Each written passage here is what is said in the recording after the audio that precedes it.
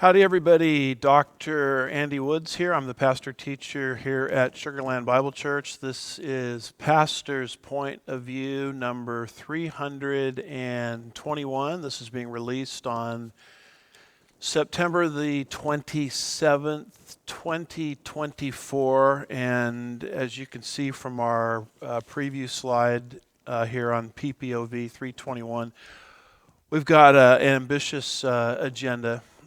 4 major items: the world against Israel, some new information about the temple, the Gog-Magog alignment, and we're going to be showing you at the end of this that we are already, with most people not realizing it, into the throes of world government. These are all prophetically significant subjects, and so we're bringing these to your attention on this particular prophecy update. Let's go ahead and start with the world against Israel, which is a key prophetic sign of the end of the age. You might recall what the prophet Zechariah said. Under the inspiration of the Holy Spirit, 500 years before Jesus ever walked this earth, 2,500 years ago, Zechariah wrote these words: "It will come about in that day that I will make Jerusalem a heavy stone for all the peoples.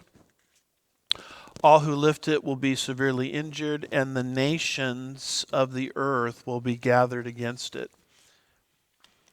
And then over in Zechariah 14, 2 and 3, Zechariah similarly predicted, "For I will gather all the nations against Jerusalem to battle.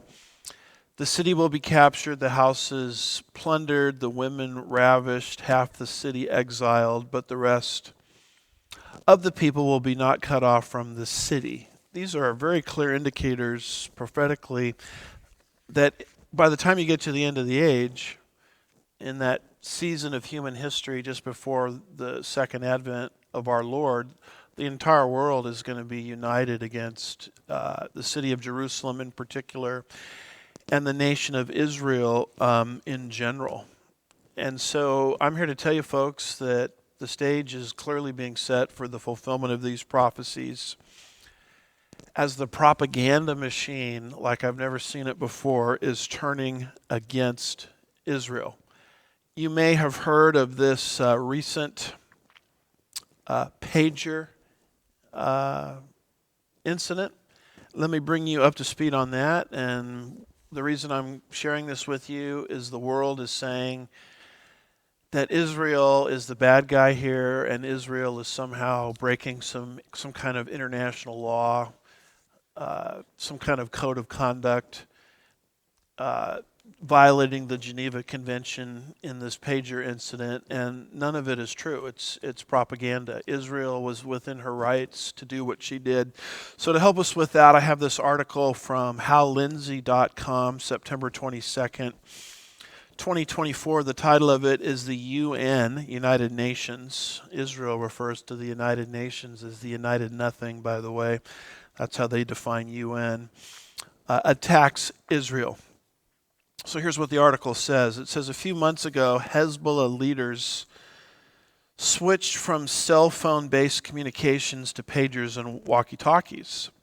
They believed it would be harder for Israel to keep track of them with these more primitive communication tools. Israel apparently intercepted the devices along the supply line, planted a small amount of explosive in each one, and then set them up to be remotely triggered. On September the 17th, all pagers all over Lebanon simultaneously exploded. Hezbollah says the explosions killed 12 people and injured about 2,800, including Iran's ambassador to Lebanon. The next day, the walkie-talkies exploded. Hezbollah says this second attack killed another 25 and injured about 700. The United Nations began its propaganda campaign by indicating that Israel had probably broken international law. Its High Commissioner for Human Rights, Volker Turk, told the Security Council that using communication devices in an attack may constitute a war crime. UN Secretary General Guterres, a man who always finds it hard to hide his disdain for Israel, gave a briefing at UN headquarters. He said that Israel should not weaponize civilian objects. Let's look at what really happened, the article says. Hezbollah has been amassing weapons and using them against Israeli citizens since Iran formed the terror group in 1982. When the war with Hamas began a year ago, Hezbollah began a series of missile strikes on northern Israel targeting civilian populations. Several of Israel's towns now stand evacuated because of these attacks. Israel fought back. They fired their own missiles and successfully targeted key Hezbollah leaders. Then they executed one of the most precisely targeted missions in the history of warfare. They attacked Hezbollah militants who carried pagers and walkie-talkies.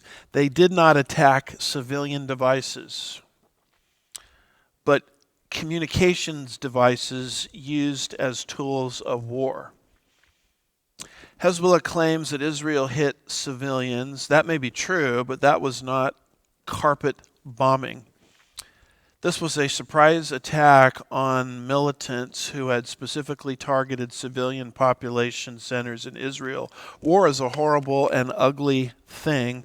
All people should avoid it, but terrorists choose it as a way of life for themselves and their families. The rest of us have not only a right, but an obligation to defeat these people. But in this case, Israel was able to make a pinpoint attack against terrorists, even though those fighters were hiding in civilian areas. Never in history was such an attack carried on with so literal collateral damage. The UN should congratulate Israel and condemn Hezbollah's continued terror bombings of civilian neighborhoods in Israel.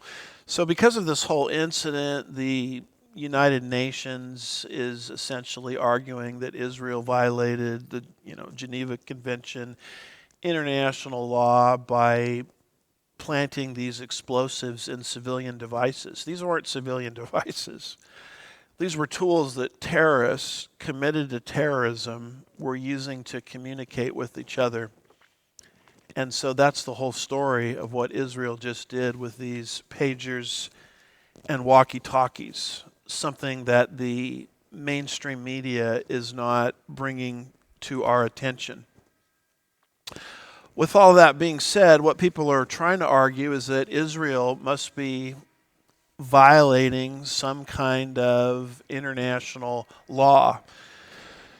So to help us with that, notice this second article here. It's entitled, "Israel's Pager Attack Was Legal Under International Law." This is an article from September 23rd, 2024, put out by Hugh Fitzgerald,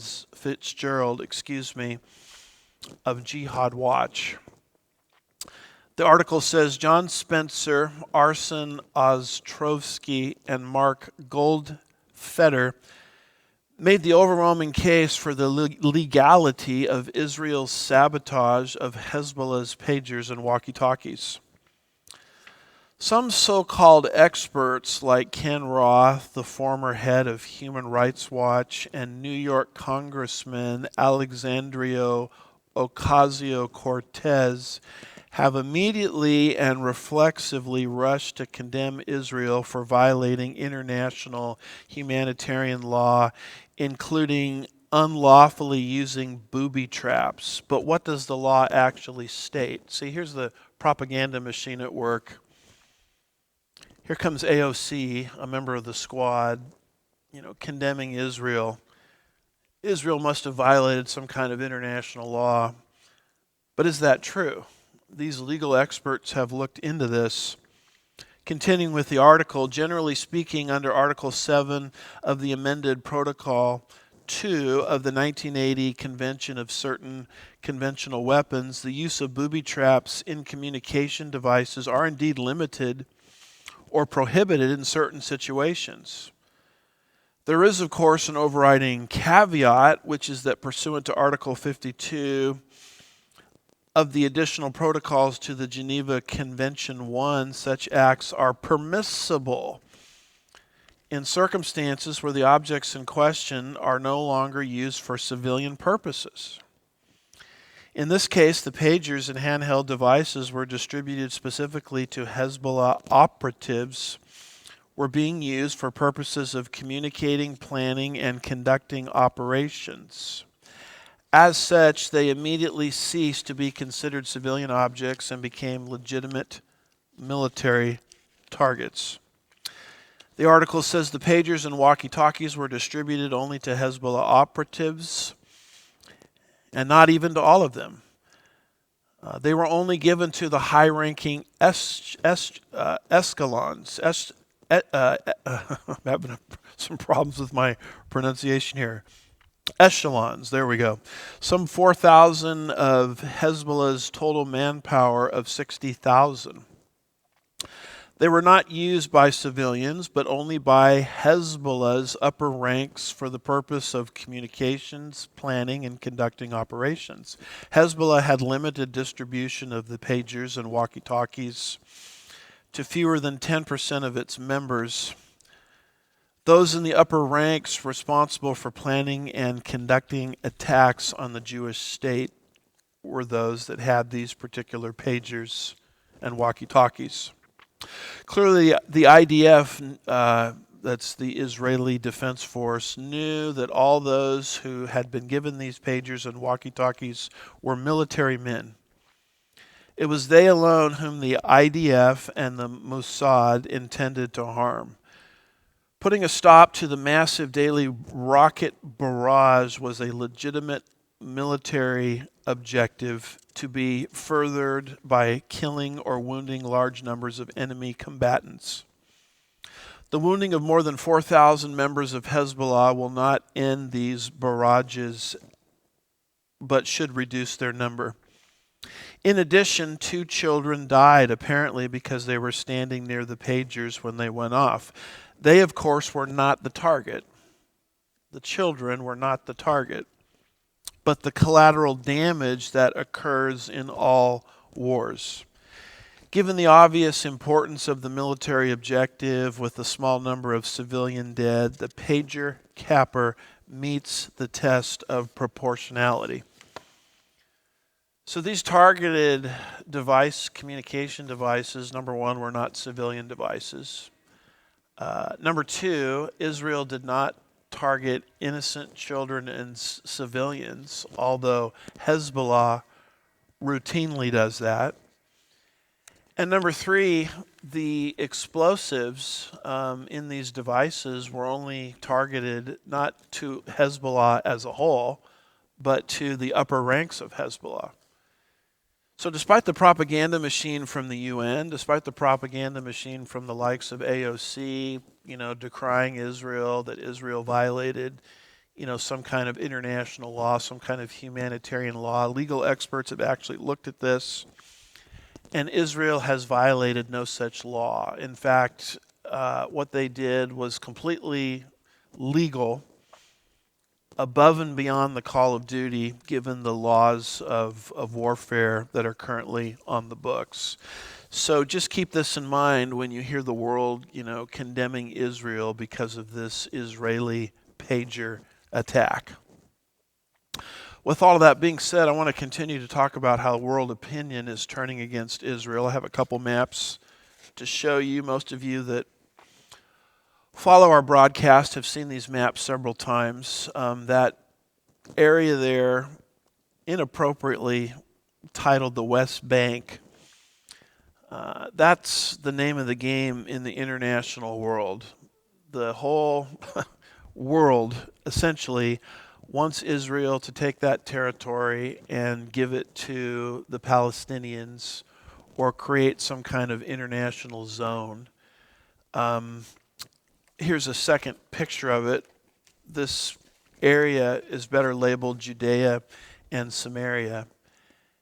This is a territory that the nation of Israel won in a war of self-defense going all the way back to June of 1967 in what's called the Six-Day War. And the world community, the United Nations, And nation after nation after nation is jumping on board with this, thinking that if the Israelis just gave up that territory, peace would manifest itself in the region. It's a pipe dream. All you have to do is look at that dark brown area in the southwestern portion of the map. That's Gaza. That's the territory that the Israelis gave to the Gazans going all the way back to 2004. They had one and only one election in 2005. They elected Hamas, and ever since that point in time, they've used it as a beachhead to launch rockets, tunnels of terror attacks into the land of Israel.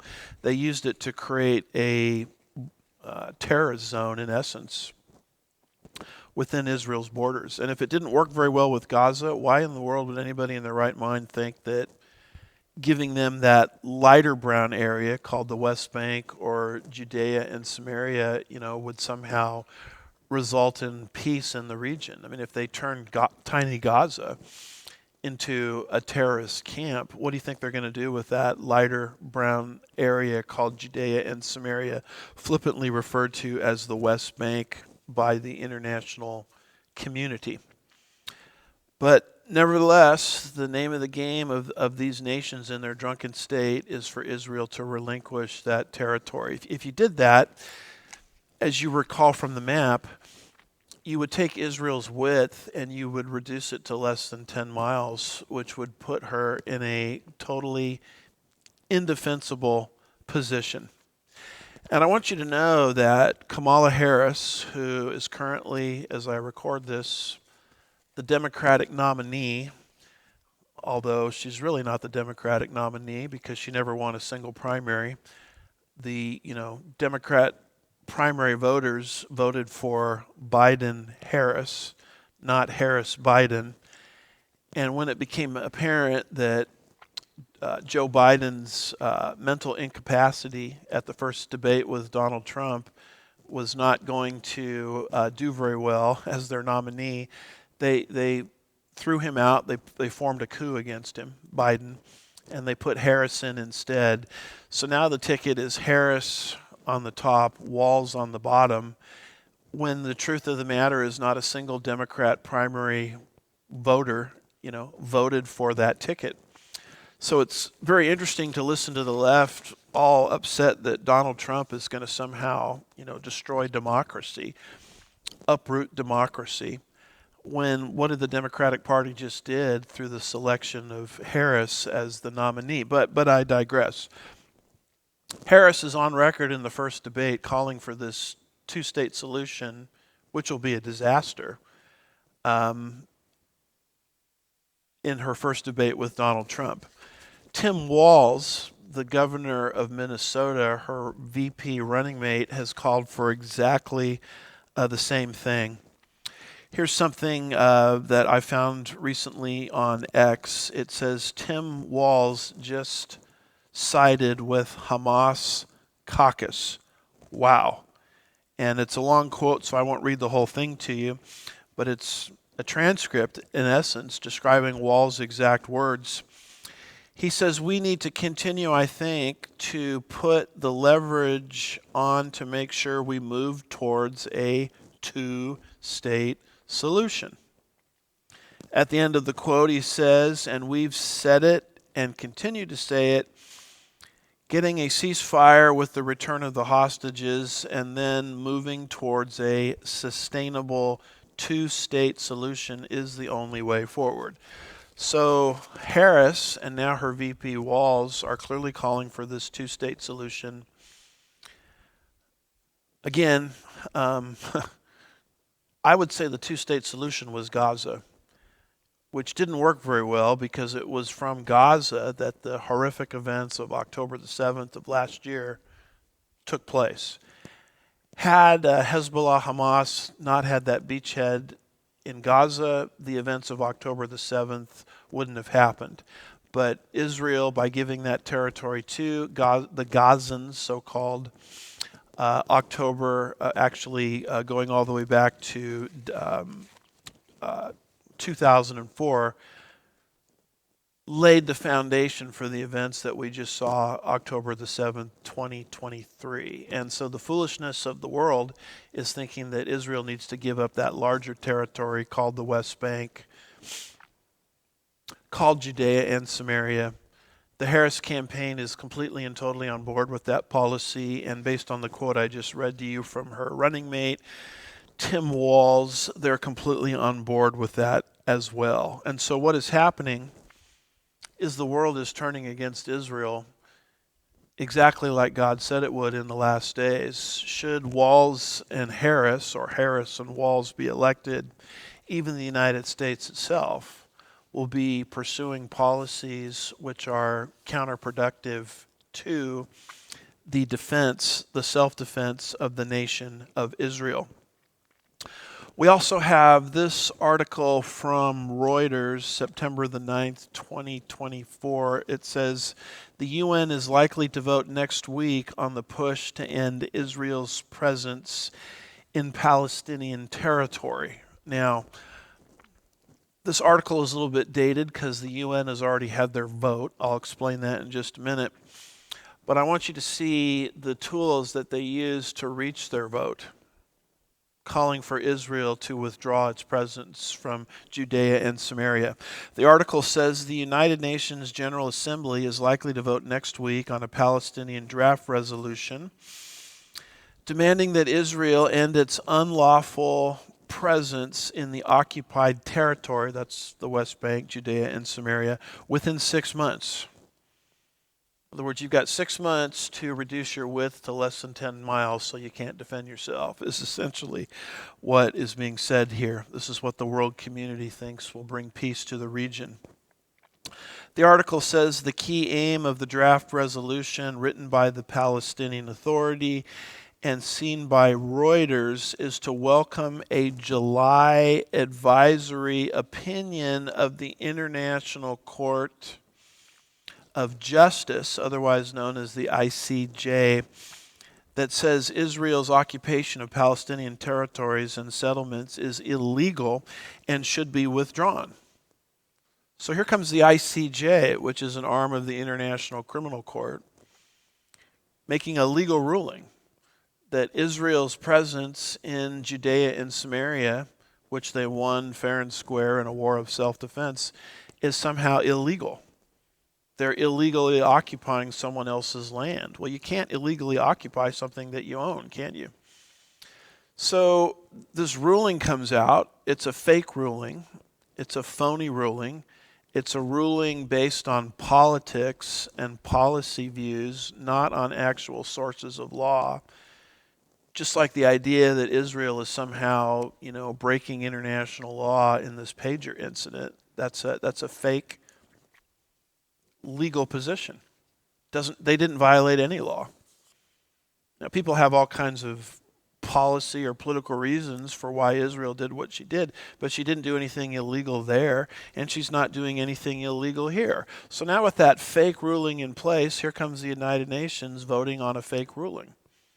And they're trying to add legitimacy and authenticity to their decision to get the Jews to withdraw from Judea and Samaria. The article says Israel's UN ambassador Danny Danon called on the General Assembly to reject this disgraceful resolution outright and instead to adopt a resolution condemning Hamas and calling for the immediate release of the hostages. So there's the fake ruling, and then the fake ruling comes, even before we get to the vote, here's a couple of sources that I recommend to people constantly to really get a handle on the fact that Israel's not doing anything illegal. And I won't go into detail describing these because we've described them on prior broadcasts. But get your hands somehow, it's out of print, but you can find PDFs of it floating around out there in cyberspace. Get your hands on the book by Joan Peters, From Time Immemorial. And also become aware of the material put out by Dr. Jacques Goudier. I believe his primary material, which was actually a doctoral dissertation, completed at the University of Geneva. He is a Canadian international lawyer. The title of his work is The Sources of Israel's Territorial Sovereignty over Jerusalem. And what you'll discover in those sources is that the Jewish people in their current state, the land they had from 1948 and the land that they acquired in 1967 is completely and totally legal and by the book. So when you hear this expression used frequently, illegal occupation, and you hear it enough, people think that Israel must be doing something illegal. She is not doing anything illegal. In fact, these sources indicate that you can believe whatever you want about Israel, politically or on policy grounds, but the one thing you cannot say is the Israelis are doing anything illegal. Now here comes this ICJ fake ruling. You know, we have fake news today. Well, you also have fake legal rulings today. Coming up with this ruling out of thin air, indicating that the Israelis are doing something illegal in terms of their possession of Judea and Samaria. So here comes the United Nations voting on a fake ruling. It's very similar to what the left did with Roe versus Wade in the United States of America, the abortion ruling. Roe versus Wade is a fake decision. There is no constitutional right to procure an abortion. In fact, when our Constitution was amended, adopted, debated, and ratified, all of the states that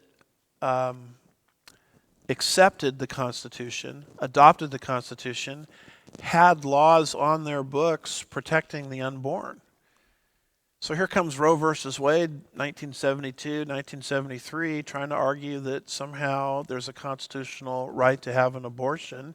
Well, that's someone's opinion of the way the world should work. As Harry Blackman authored that terrible 7-2 decision. But the truth of the matter is it's a fake ruling.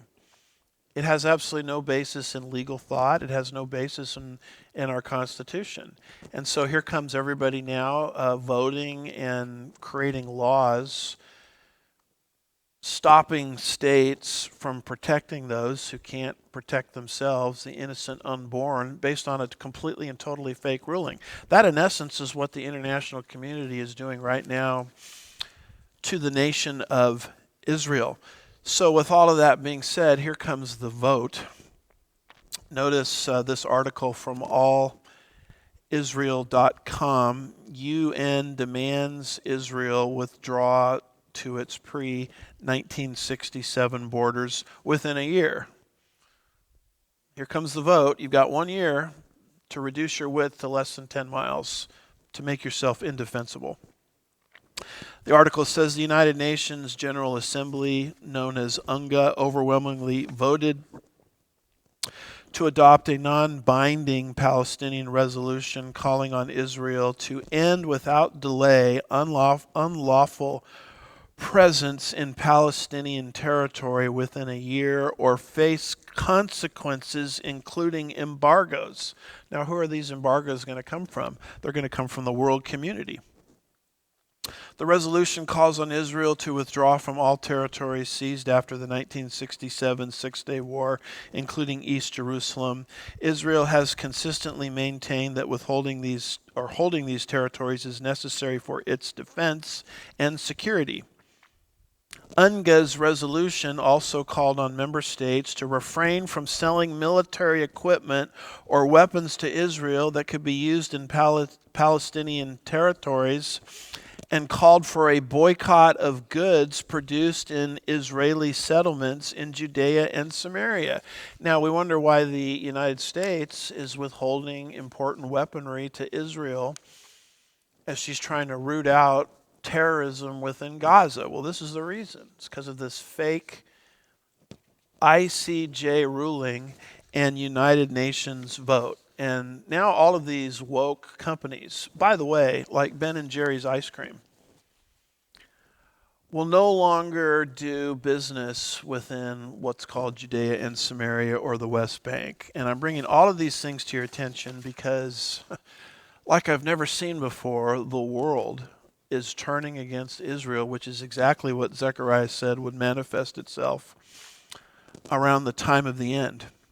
The article goes on and it says Oren Marmorstein, the spokesman for the Israeli Ministry of Foreign Affairs, said the resolution, UNGA's resolution, sends a message that terrorism pays off and yields international resolutions. I mean, what are the terrorists supposed to think who caused all of the horrific events of October the 7th? What they're supposed to think is, look, terrorism works. Because now the whole world is ganging up on Israel, forcing her to give up Judea and Samaria. I guess what we did on October the 7th is working. Things are working in our favor. Now, is this going to stop terrorism or enhance terrorism? I mean, what's happening right now is doing nothing but emboldening evil. Decisions of the UN General Assembly are considered expressions of the opinions of world leaders, the article says. So we're living in this anti-Semitic time period. With that being said, I'm very proud to be a Texan. Notice this letter from our governor, Governor Greg Abbott. He put out a letter recently, September the 12th, 2024, saying all of this anti-Semitism that's sweeping college campuses, we're not having it in the state of Texas. Just that middle paragraph. He says, in March of this year, I issued an executive order that directed all higher education institutions to review their free speech policies and update those policies to include, number one, the statutory definition of anti-Semitism that I signed into law. Number two, establish appropriate punishments for violating these policies. And number three, ensure these policies are enforced to include appropriate discipline for anti-Semitic groups on campus. Also keep in mind the additional tools that you have to address this behavior. And he's writing now to university authorities, such as the law I signed that bans encampments that are established without your institution's consent on your campuses, and the law that gives you the ability to ban protests that disrupt your classes to incite violence. His letter, based on his executive order and laws that he has signed, concludes by saying Texas will continue to stand with Israel and the Jewish community in the fight against anti-Semitism. So Texas has legal tools to stop these crazy anti-Semitic protests that are taking place on our college campuses. And you need to email your elected representatives and tell them you want something very similar to what Texas has. But that note of heroism notwithstanding, the world is turning against Israel at the international level like I've never seen before, largely in fulfillment of Zechariah's prophecies. Let's go to our second bullet point for today, and this has to do with the temple. We know from the book of Daniel, chapter 9 and verse 27, that midway through the tribulation period, the Antichrist will desecrate the Jewish temple. It says there, in the middle of the week, he will put an end to sacrifice and grain offering, and on the wing of abominations will come one who makes desolate.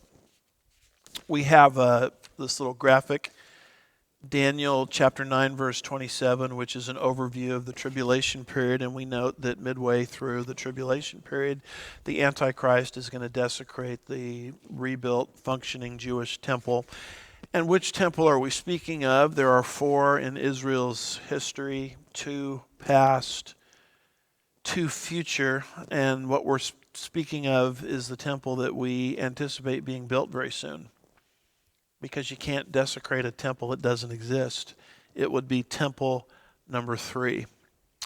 Prophecy teachers have put it this way: when the discussion of the world moves to Israel, you're on God's hour hand. When the discussion of the world focuses on Jerusalem, you're now on God's minute hand in his end time stopwatch. And when the discussion of the world focuses now on the Temple Mount, which is exactly where it is, we're now dealing with the second hand. The fact that there are so many rumblings within Israel to rebuild Temple number 3 shows you how close we are to this encroaching 7-year tribulation period. I want to bring a few articles to your attention showing you that there's a psychology in place within Israel to rebuild Temple number 3. Notice this particular article from Israel 365 News, September 11th, 2024. It is entitled, "Record Numbers of Jews Visit the Temple Mount." It says at least 52,000 have made the ascent since last Rosh Hashanah, a 14% rise over the previous year. The number of Jewish visitors to the Temple Mount has surpassed all previous years since liberation of Jerusalem in 1967. As of September the 6th, rounding up a little bit here, 52,000 Jews have visited the holy site since last Rosh Hashanah. According to, let's see if I can pronounce the name right, Biadenu, returning to the Temple Mount organization. As of the beginning of the month, some 48,000 Jewish worshipers have ascended since last Rosh Hashanah, marking a 14% increase from the 44,000 Jews who visited the Temple Mount throughout the previous year. This number of Jews who visited this past year also surpassed the previous record of 2 years ago, when 48,000 Jews visited the Temple Mount. A turning point in the number of visitors was recorded after the return of Israel to the Temple Mount conference held at the Knesset on July the 24th, where National Security Minister Ben-Gvir announced the prayer policy of the political echelon. A 45% surge was recorded during this period compared to the same time last year. So more and more what we're seeing is a numerical increase of Jews wanting to go up to the Temple Mount, visit the Temple Mount, pray on the Temple Mount. The article says the Temple Mount Administration activist group reacted to the report of the record-breaking number of visitors, saying it's heartening to see the people of Israel returning to the Temple Mount. This increase in the number of worshipers ascending to the mount or on the mount, even during times of war, makes the return of Israel to the Temple Mount a living and existing reality. You see, the psychology is changing in Israel that we want Temple number 3 and we want it now. And we're all going to start ascending to the place where Temple 3 is supposed to be built. This all is very prophetically significant for reasons I've indicated earlier. Another particular article related to this says, "Open Jewish prayer prostration on the Temple Mount is now routine," activists say, August 29th, 2024. Open prayer and prostration on the Temple Mount by Jewish worshipers is now a matter of routine and permitted by the police on a daily basis, activists for prayer rights at the holy site have said. The practice was witnessed during a visit to the Temple Mount by the Times of Israel on Wednesday, where an afternoon prayer service was conducted out loud. Activists say the prayers take place during morning and afternoon services every day. The prostrations are conducted on the eastern side of the temple, out of the sight of Muslim worshipers, but in full view of police who accompany Jews during their visits, who previously did not allow such prayers under the decades-old vague status quo regarding conduct on the Temple Mount. Prostration on the Temple Mount is considered a special form of religious service and worship, and even a distinct religious commandment in the right spot on the site, which is why the ability to carry out the practice has been welcomed enthusiastically by Temple Mount activists. Prior to August 13th of this year, police would in general detain and remove Jewish and any non-Muslim visitors engaging in demonstrative prayer such as prostration. A police officer briefing visitors before their visit would also instruct them to not engage in demonstrative prayer, but such instructions are no longer given, it appears. Prime Minister Benjamin Netanyahu has sought to play down the development, asserting that there has been no change in the status quo. At the beginning of the visit, a group of some 30 people, mostly men, but including some women and children, ascended to the Mughrabi Gate from the entrance of the Western Wall Plaza, singing, quote, "And they will prostrate themselves to God on the holy mountain of Jerusalem," close quote, a verse from the biblical book of Isaiah. Rabbi Ofer Eliashiv, another ultra-Orthodox activist, has been visiting the Temple Mount for years, also extolled the newfound liberty to bow down at the holy site, and insisted it was another step towards final redemption. Here's what the rabbi said: "Everything begins slowly. We are beginning to build the infrastructure for the temple," close quote. Let me read that to you again. We are beginning to build the infrastructure for the temple.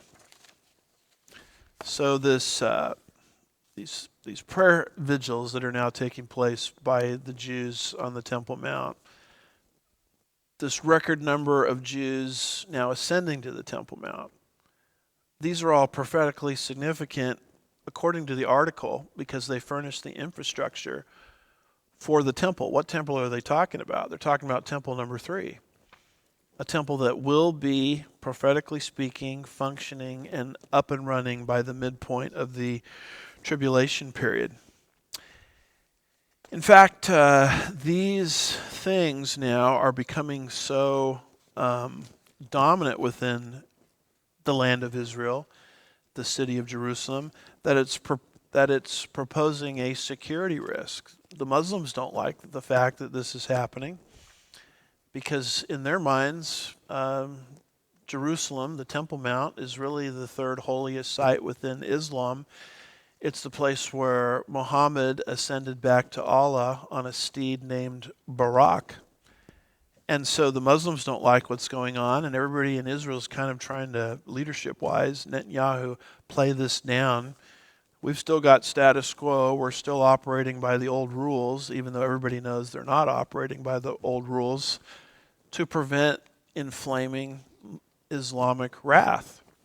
So notice this particular article from timesofisrael.com. It says, report, security chiefs warn Jewish prayer on the Temple Mount could trigger an upsurge in the West Bank and Jerusalem violence. The article briefly says this: Israel's security chiefs have reportedly warned the political leadership that Palestinian anger over overt Jewish prayer on the Temple Mount threatens to trigger a major escalation of violence against Israel in the West Bank and Jerusalem.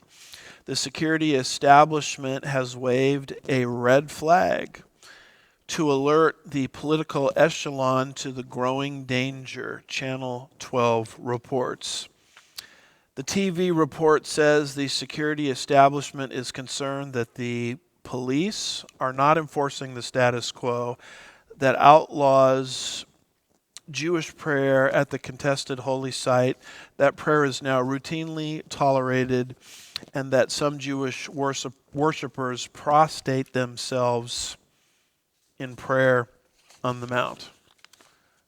I'm here to tell you, folks, that the psychology within the nation of Israel is indeed changing. Let me give you one other fast article on this third temple mentality that is spreading within Israel.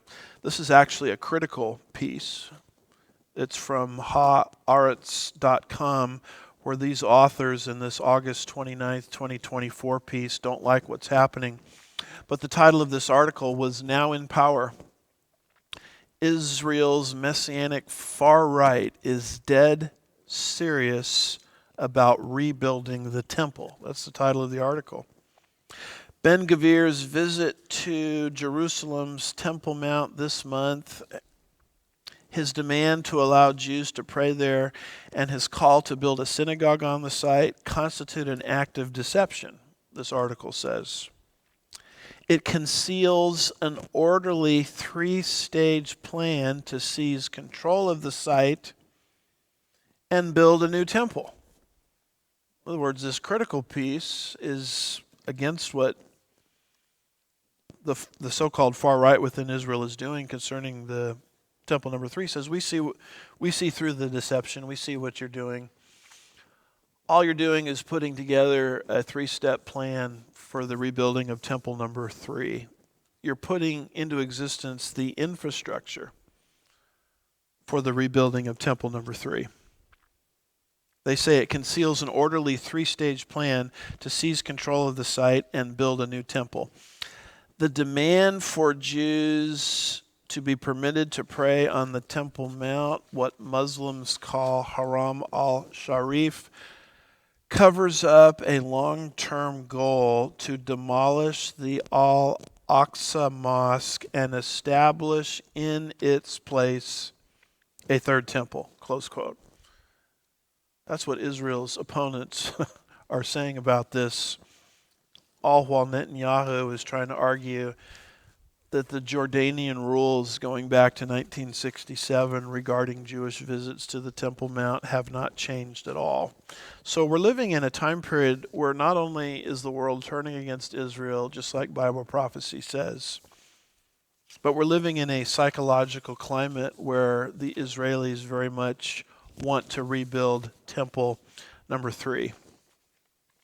With all that being said, let me take you to the third bullet point that we want to share with you today. It's the Gog-Magog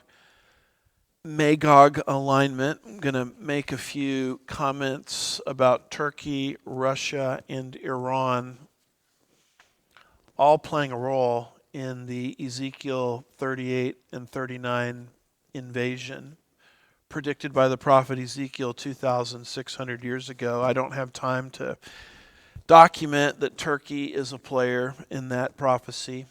Russia is a player. Iran is a player. So to get up to speed on that, I recommend the little book I wrote entitled The Middle East Meltdown. But notice, first of all, this map, and you'll see we've got sort of a construction map-wise of what is actually going to happen as this prophecy one day is going to be fulfilled, this conglomeration of nations coming against Israel. One of them, as you can see from the map that's circled there, is Turkey.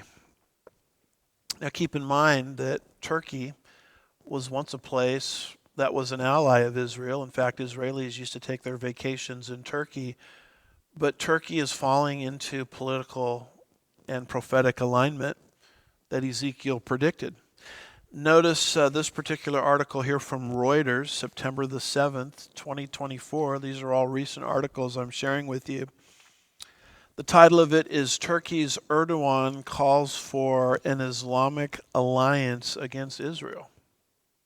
It says Turkish President Erdogan said on Saturday, Islamic countries should form an alliance against what he called the growing threat of expansionism from Israel during a rebuke from the Israeli foreign minister. Now, what expansion? Israel is about the size of New Jersey. If she's an expansionist power, she's doing a very lousy job. But here is Erdogan saying Israel has an expansionistic mindset, and all Islamic countries need to come into this conglomeration against Israel. The article says the only step that will stop Israeli arrogance, quoting Erdogan, Israeli banditry, and Israeli state terrorism, as if Israel is a terrorist nation. She's not. She's defending herself against terrorism. But Erdogan says, and Israeli state terrorism is the alliance of Islamic countries, Erdogan said at Islamic Schools Association event near Istanbul. You know, you wonder if Erdogan, before he made this statement, read Ezekiel 38 and 39. You wonder if he actually read the book that I wrote. Because the book, we had it up a second ago, The Middle East Meltdown, the subtitle of it was The Coming Islamic Invasion of Israel. And one of the things we said in the book is the tie that binds, that will unite all of these countries. Because of the countries named in Ezekiel 38 and 39, every single one of them except Rosh or Russia is Islamic. Islam furnishes the theological and the ideological motivation for this coming invasion.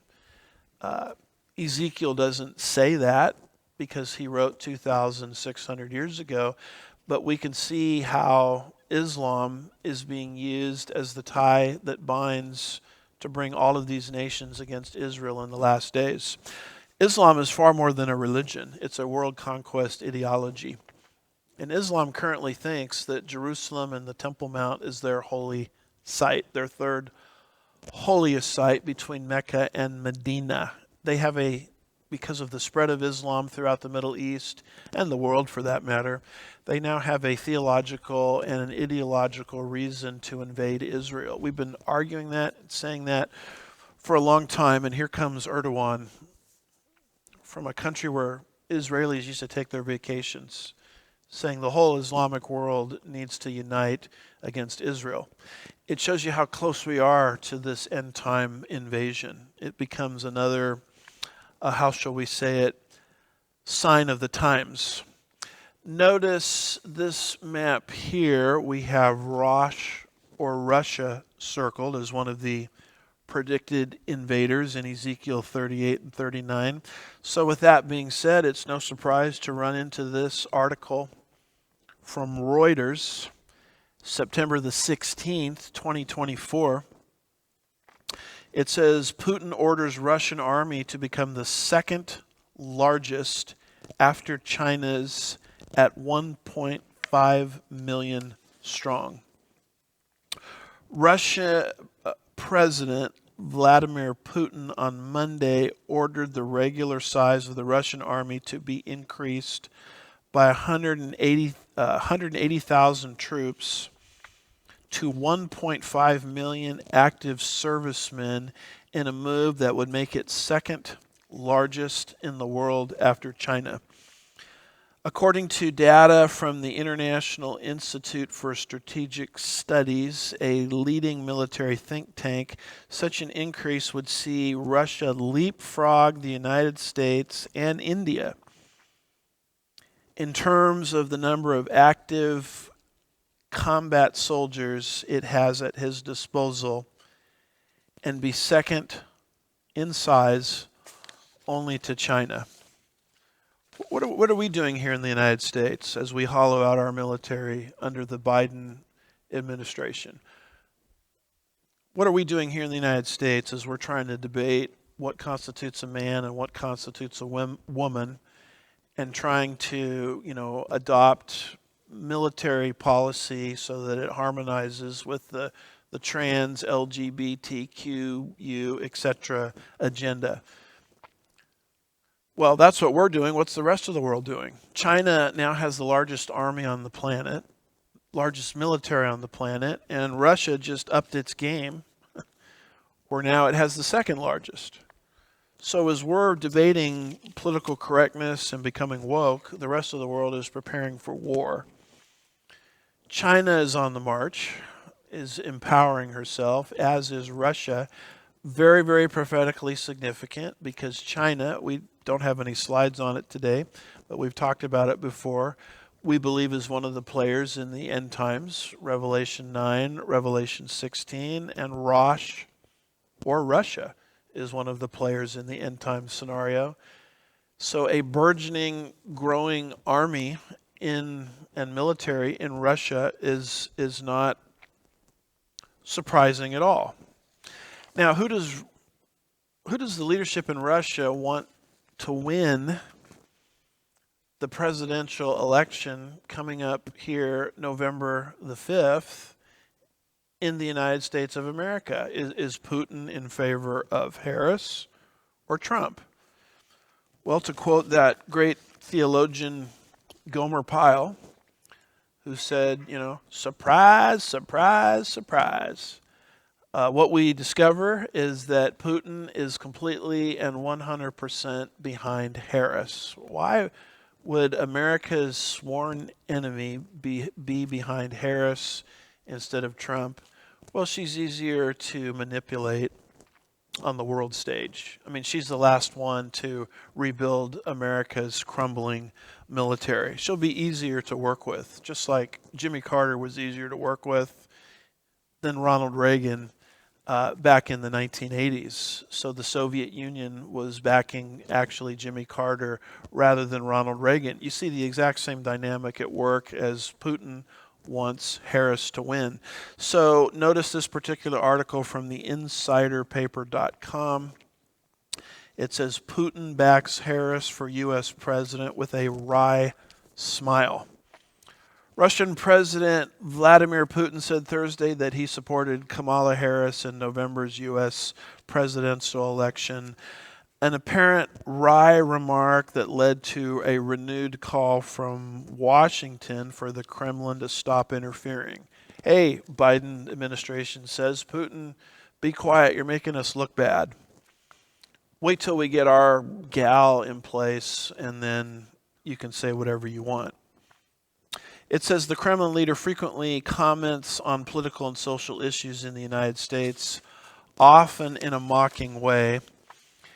He says, here we are going to do that too. We're going to support her, Putin told the audience with a wry smile.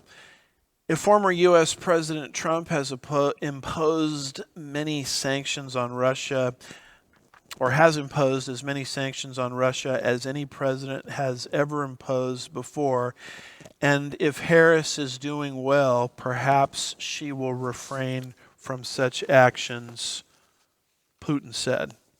Close quote.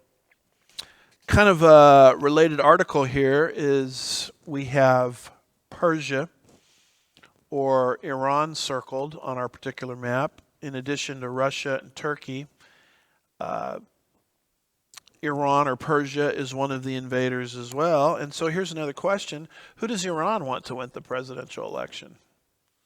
Well, they're obviously trying to help Kamala Harris.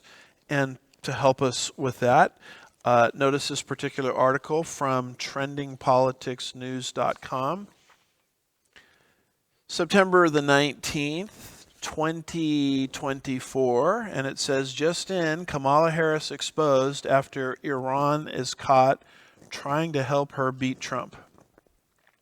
The article says, efforts by Iranian cyber terrorists to sow discord and shape the outcome of U.S. elections has reached a new height after U.S. intelligence officials uncovered that data stolen from the Trump campaign was quietly emailed to the Biden-Harris campaign earlier this summer. Whether Vice President Kamala Harris's team acted on that information is unknown, according to Fox News, but it would be a tantalizing prospect to adjust strategies and ad buys based on what the Trump campaign was discussing in mid-summer. A joint statement by the FBI, Cybersecurity and Infrastructure Security Agency, and Office of the Director of National Intelligence confirmed that Iran was behind the phishing attack. Iranian malicious cyber actors in late June and early July sent unsolicited emails to individuals then associated with President Biden's campaign that contained an excerpt taken from stolen, non-public material from former President Trump's campaign as text in the emails, the agencies wrote. During a campaign stop in Uniondale, New York, the former president, President Trump, said, quote, "They gave them all the material because Biden is working with Iran. And Iran doesn't exactly like me because they were ready to make a deal," close quote. I mean, Iran doesn't want to work with Trump because Trump is the one that essentially bankrupted Iran and took the United States out of the one-sided, corrupt Iran deal. So they're working behind the scenes to get Kamala Harris elected by using computers to steal information from the Trump campaign and send it to Kamala Harris. Harris, of course, trying to excuse herself by saying, well, we received the information perhaps, but we didn't act on it. If you believe that, I've got some beachfront property, somewhere in mid-America to sell you. My point is, Iran is on the move. Iran, like Russia, is interfering in the American election cycle, and both Iran, mentioned in the Gog-Magog invasion, and Russia, mentioned in the Gog-Magog invasion, are desperate to see Harris win this upcoming election, November 5th, and they are desperate to see Trump defeated. Now, I find it very interesting that America's sworn enemies, whether it's Russia or Iran, are lining up behind Harris. I mean, that in and of itself, I think, is a key clue for people in terms of who to vote for in this upcoming election. And so these players are playing a role in America's election cycle. They're very aggressive. This is not surprising because they are the regional powers that will actually make a move into the land of Israel according to Ezekiel's end-time prophecy. Let me take you to one other very important area, and with this we will conclude. It's globalism. We know that globalism and one-worldism will dominate the earth just prior to the second advent of Jesus Christ. We have clear biblical predictions on this. Notice Daniel's prediction about the final form of Gentile rule that will exist before the second advent of Jesus. It says, "Thus he said, the fourth beast will be a fourth kingdom on the earth, which will be different from all the other kingdoms, and will devour the whole earth and tread it down and crush it." Daniel, under the inspiration of the Holy Spirit, predicts a one-world tyranny will exist on planet Earth before Jesus returns in his second advent. And I'm here to tell you, folks, that this one-world tyranny is almost completely constructed, but it's being done outside of the knowledge and the purview of the American people. To help us with this, I want to draw your attention to an article from the Washington Stand, September the 17th, 2024. It says, "Surrender of American sovereignty is the agenda of the UN Summit of the Future, say the experts." Now, this was written just a few days before a strategic vote was cast at the United Nations in New York last Sunday. But let me read this article and bring you up to speed related to the most recent vote, and compare that to Daniel 7 verse 23 and the predictions of global governance at the end of the age. The Washington Stand article says, on a breezy, rainy day in Washington, D.C., lawmakers and other experts joined together to raise alarm as expressed by Reggie Littlejohn, co-founder of the Sovereignty Coalition and president of the Anti-Globalist International, about the Pact for the future. That's the pact that was just voted on, by the way. As the Heritage Foundation explained in short, the Pact for the Future is an overt effort by the Secretary General to affirm that the United Nations should be the primary venue for addressing international development, international peace and security, and emerging technologies and innovations under its global governance. In effect, supporting these efforts at the UN and the World Health Organization, WHO, is a vote to forfeit America's sovereignty over its own affairs, experts say. The Biden-Harris administration, one gentleman by the name of Good added, apparently intends to fully support the surrender and compliance of the U.S. to the UN in these endeavors. The current administration is aligned with international globalists that hate America, that hate the Constitution, that hate our founders and our founding Judeo-Christian principles, he added. The House of Representatives passed the No-WHO Pandemic Preparedness Treaty without Senate approval. Last week, by a narrow 219 to 199 vote, the bill introduced by Representative Tom Tiffany was designed to protect the United States from globalist dictates and pandemic-style lockdowns that the pact currently threatens America with. According to Good, this pact could swing open the door for the UN and the WHO to have authority to require such things as international health regulations, including the surveillance of U.S. citizens, the censoring of dissenting views, and much more. Speaking at the press conference, Ralph Norman, representative, stated that what happens during the Summit for the Future later this month, when the pact is discussed, involves ceding America's authority, American sovereignty, ultimately to China, given China's dominance in the World Health Organization. He emphasized this is a top-line issue that America must be made aware of. The WHO needs to be defunded. We need to do away with it.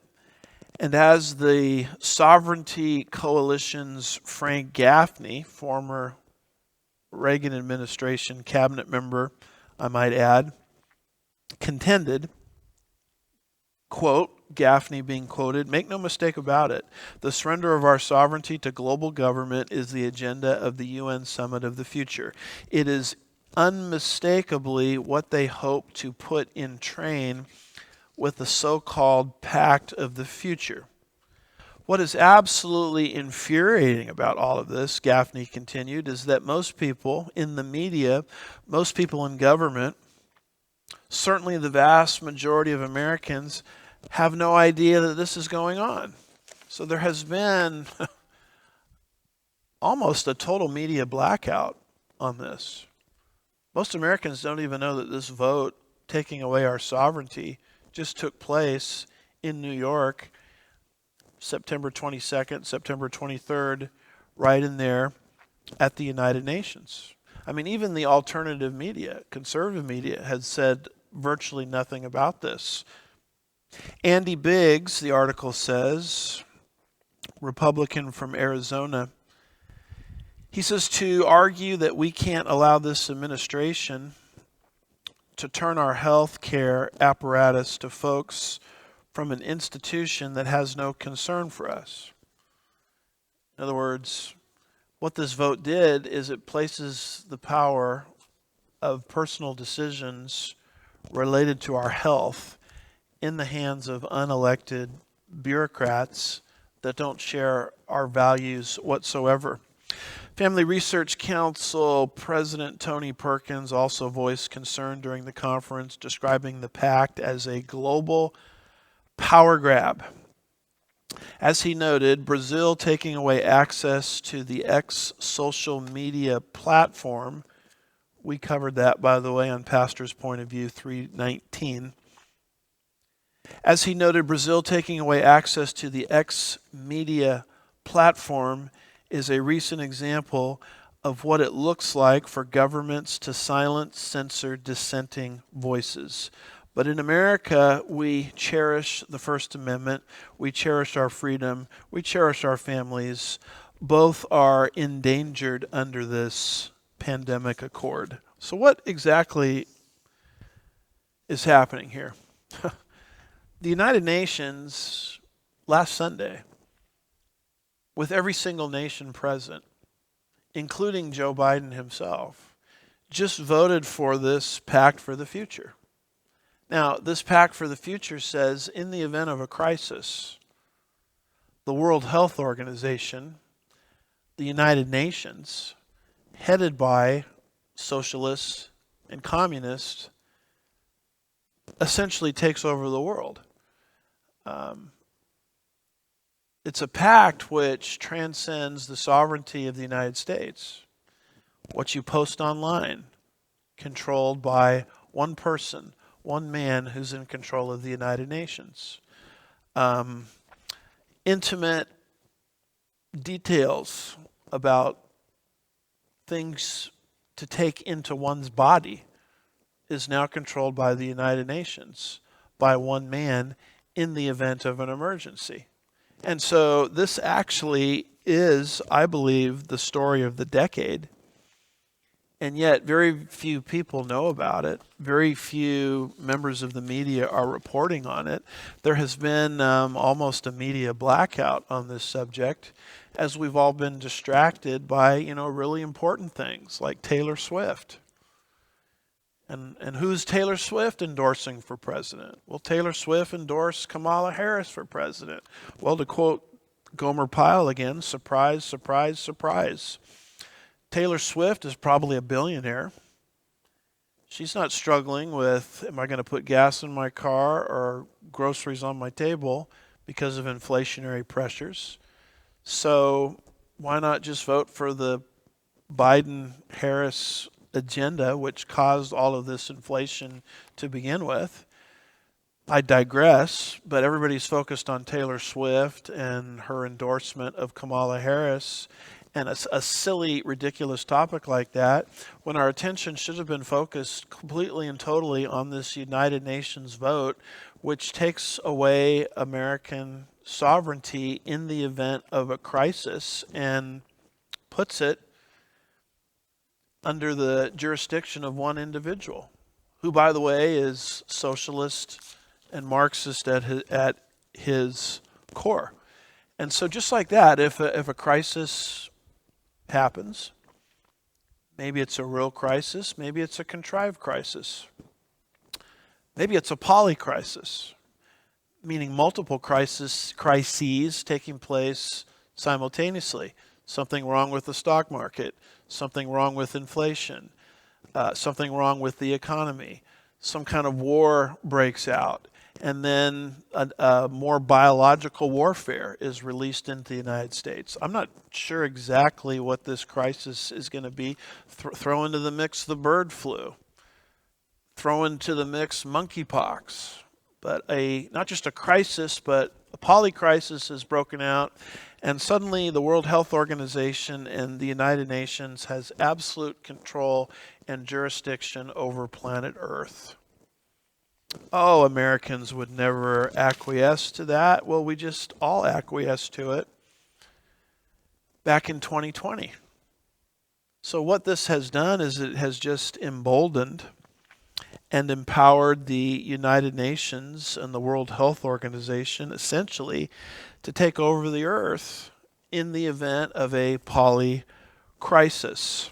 Now, the article that I read to you from the Washington Stand was a group of people gathered, I think it was in Washington, D.C., to warn of this pact. What I'm going to share with you now is some information about the pact that has already been signed going back to last Sunday. And I want to draw your attention to this particular article from the Liberty Sentinel, written by Alex Newman, dated September the 26th, very recent, 2024. I would encourage people to go to this article. There's an interview in a video embedded in the article, which is mandatory watching, I should say. Everybody should watch this because it describes this event that has already taken place. The vote is already in. The nations of the earth have put to the forefront this so-called pact for the future. Just one sentence from the Newman article. He writes, "They are turbocharging the United Nations. Every area of your life is going to be affected by this agreement," thundered Newman, who has reported on UN events for over a decade. Alex Newman says, quote, "Until this was approved, there was not a peep from the fake media in the United States of America." So we want to talk about a prophecy update, and we want to talk about Daniel's predictions of globalism dominating at the end of the age. How can we leave out this vote that just took place related to this pact for the future, which places one man in control over planet Earth in the event of a crisis or a polycrisis? If that is not one world tyranny rearing its ugly head, I guess I don't know what one world tyranny looks like. How can they do this when Article 2, Section 2, Paragraph 2 or Clause 2 of the United States Constitution says 2/3 of the senators present must agree with the president putting us into a treaty? I mean, how can the Biden administration do this to us when the constitutional requirement of a 2/3 supermajority of senators present in the United States have never signed on to this agreement? Well, the answer is very simple. They just don't call it a treaty. The 2/3 Senate approval, Article 2, Section 2, Clause 2 or Paragraph 2, right in there, break out your United States Constitution and you'll see it, requires that the president can't enter into a treaty without a 2/3 Senate present supermajority. So one of the things that the Obama administration started to do is they say, well, the way around this is we won't call it a treaty. We'll just call it an agreement. So the Iran deal, which in essence was a treaty, we'll just call it a deal. The Paris Climate Accord, which was another one of these kinds of treaties to take away our national sovereignty and our freedom and put it under the control of someone that doesn't share our value system at all concerning, can we go to church or not? Can we sing in church or not? All of these kinds of issues, should a polycrisis break out, we just won't call it a treaty. We'll call it an agreement. So the Paris Climate Accord, they didn't call it a treaty, they just called it an accord. So this is how the president goes around and does all of these things without the approval of the Senate. They just relabel it from a treaty, which requires a 2/3 Senate supermajority, to, we'll just call it, instead of a treaty, we'll call it an accord, we'll call it an agreement, and therefore we can circumvent the United States Constitution. So you look at something that's a hot dog and you say, well, it's not a hot dog anymore, we'll just call it a hamburger. And so the United States Constitution is bypassed. American sovereignty is lost. This is the kind of thing that's happening right now in real time, in addition to all of these other stage-setting prophetic events that we have been discussing. By the way, in the Alex Newman piece and interview, you will discover that 26 Republican governors of the various states have all said, we want nothing to do with this pact for the future. Now that even includes the Rhino Republicans, who are not real conservatives, but part of the uniparty, Republican in name only. Even they have said, if this becomes comes into effect, this pact for the future, then we're not going to participate in it. So this is a real tension that is now developing between the issue of states' rights, national sovereignty, and globalism. And who's going to win this? It largely depends on who wins the next election cycle, because Donald Trump is against these kind of things. He took us out of the Iran deal. He took us out of the Paris Climate Accord. He obviously would be against this pact for the future. But if you don't have a national sovereignty president, if you don't have someone who, in spite of his flaws, has a mindset that wants to make decisions on behalf of the nation rather than the globe, make America great again, we're just going to be sucked right into this globalism. This, I largely believe, is the reason there have been 2 assassination attempts thus far on Trump's life.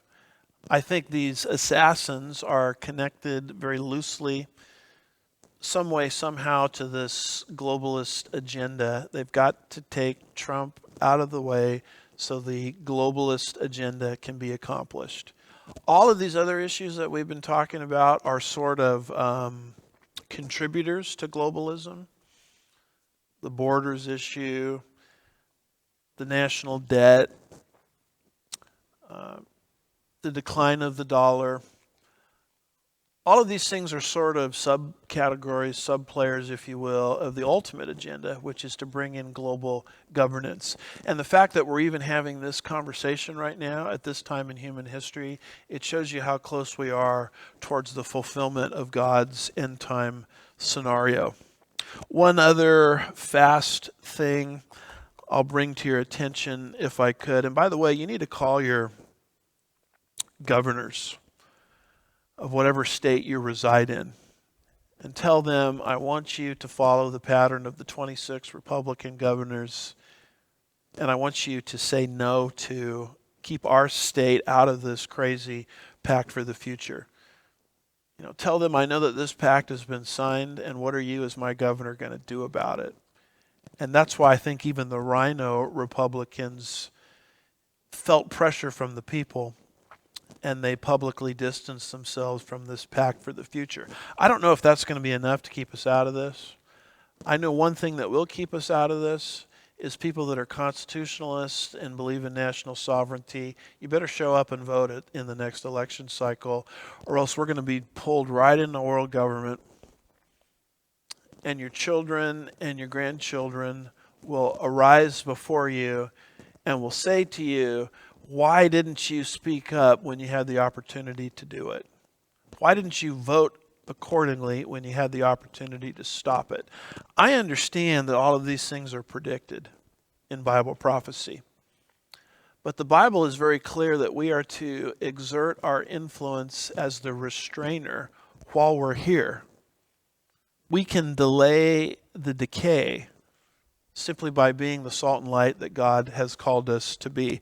One other fast topic on the subject of globalism is this article here from Newsweek, September the 23rd, 2024. It says Macron, the leader of France, calls for a new European order. French President Emmanuel Macron called for a new international order during his speech at an international meeting in Paris yesterday. Macron, president of France since 2017, says that he wanted a new order to maintain peace on the continent and around the world. The French president noted how the current world was created after World War II and is incomplete because it did not take into account climate change, the technological revolution, or other future world changes. Russia's presidential spokesman Peskov responded to Macron's speech. Peskov reportedly emphasized that the building of a new world order, his quote, not mine, would be of particular interest to the Kremlin as it would ensure Russia's legitimate security interest. It's kind of interesting that these calls for a new order in Europe are arising out of Europe.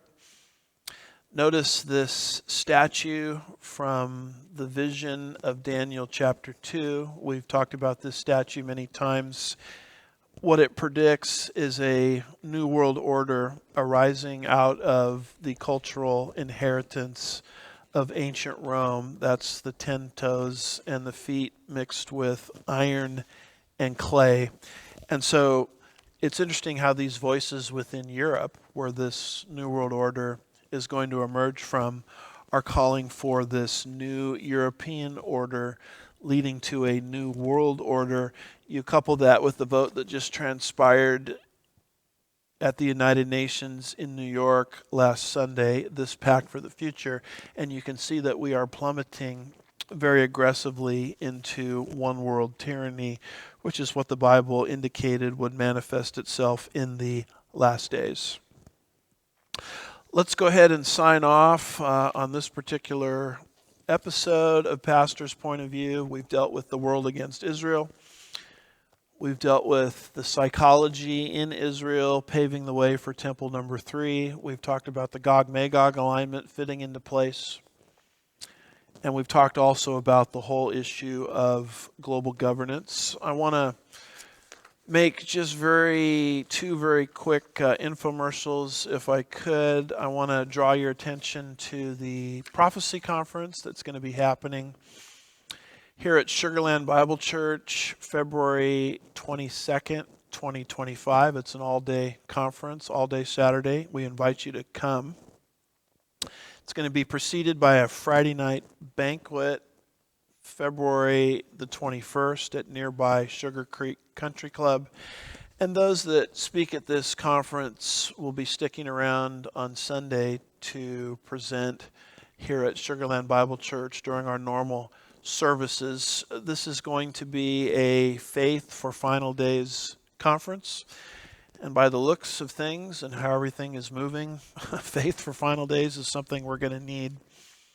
We have speaking Olivier Milnick, Bill Federer, Dr. Randall Price, and myself. Special music by Olam Worship, as well as banquet music by Claude and Rebecca Chu. You need to go to the Sugarland Bible Church website, www.slbc.org,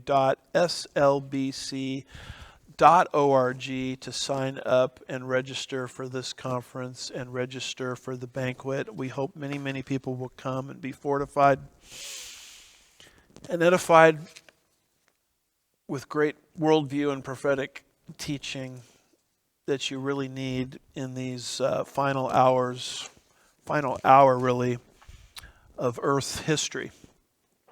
Also, I want to make you aware of the Duluth Bible Church Fall Conference.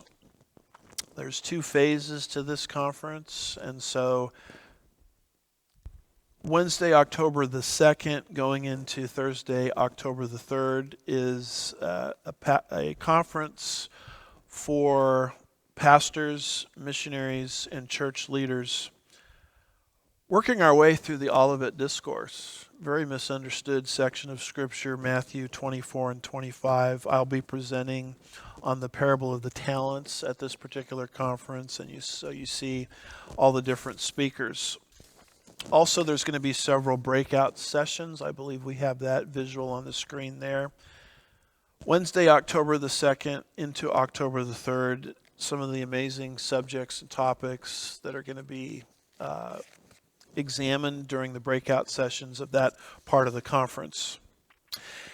So this is the 2024 FBC Pastors, Missionaries, and Church Leaders Conference. There you can see how to register for this particular conference.